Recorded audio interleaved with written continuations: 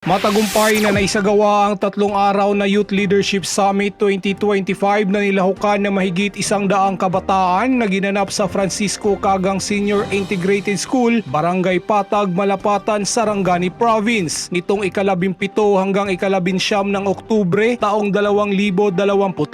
Ito ay sa pangunguna ng lokal na pamalaan ng Malapatan, Sarangani Province, katuwang ang kasundaluhan ng 73rd IB at ng Youth for Peace Movement Malapatan Chapter, Sangguniang Kabataan, Local Youth Development Office at ng Youth Affairs and Development Office. Layunin ng aktibidad na palakasin ang kakayahan at kamalayan ng mga kabataang leader tungo sa pagiging responsabling mamamayan, tagapagtaguyod ng kapayapaan at haligi ng pagkakaisa sa kanilang mga komunidad. This is the Youth Leadership Summit 2025 wherein we can develop and we can exercise the leadership skills of our young leaders in our municipality. Sa loob ng 3 araw, dumaan sa iba't ibang leadership workshop, peace building lectures at team building activities. Tinalakay din ang kahalagaan ng mga kabataan sa nation building, pagbibigay impormasyon tungkol sa health awareness. Bilang bahagi ng programa, isinagawa rin ang Information Awareness Campaign ng kasundaluhan ng 73rd Infantry Battalion na nagbibigay kaalaman ukol sa kapayapaan, disiplina at pag-iwas sa terorismo.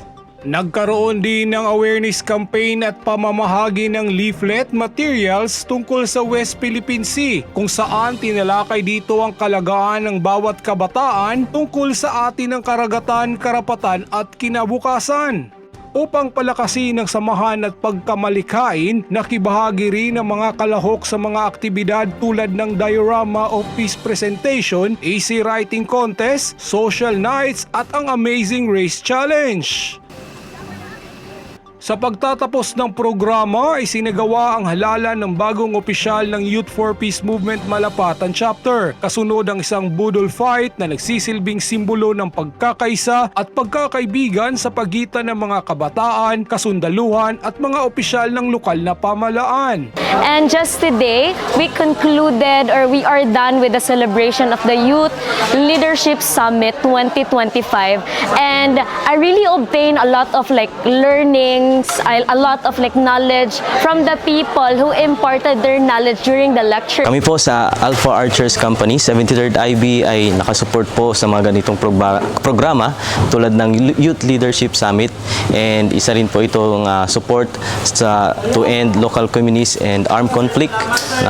And tulad po ng mga ganitong programa, natutulungan po natin ang ating mga kabataan para ma-empower po sila and also to enhance and hone their leadership skills po na magagamit in the future, not only sa kanilang schools but also sa community. Ang mga ganitong aktibidad ay patunay na sa tulong ng kabataan, lokal na pamalaan at mga organisasyon, posible ang isang mapayapa at maunlad na komunidad.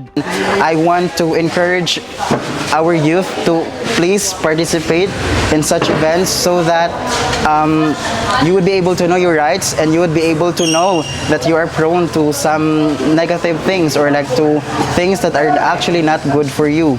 And that's it. Peace we live, peace we love, and peace we advocate. Mula sa munisipyo ng Malapatan, probinsya ng Sarangani, Aguila Trooper Johnson Militado para sa Neutralizer News Report.